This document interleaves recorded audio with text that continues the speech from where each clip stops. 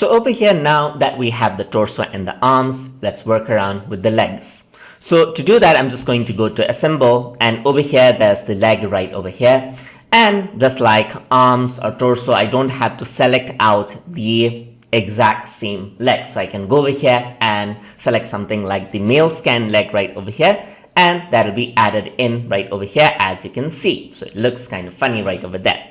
But to actually make it look much more natural, I'm just going to go around and choose the toon female leg right over here, just like that. So it seems like this. So just like any other body parts, I can go over here and then click and drag it to change out the size of the leg right over here. You can work around with the size of the leg. I can push and pull this out to make the feet larger or smaller. You can make it longer or shorter right over there, and work around with the size like over here, just like that. So over here, you can work around with the legs.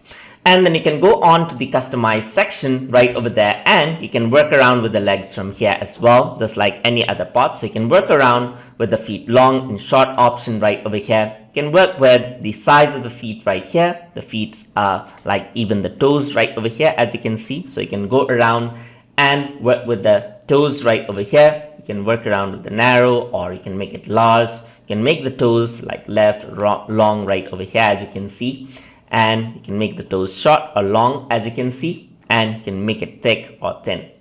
So a lot of things that you can edit this out right over here. You can work around with the thighs right over here. You can work around with the upper thighs right here, make it large or short, just like that, and work around with the whole body according to what you want, just like that. And that is how you work around with the legs inside of Adobe Fuse. So hope you guys learned something as always. And as always, please like, comment, share, and subscribe.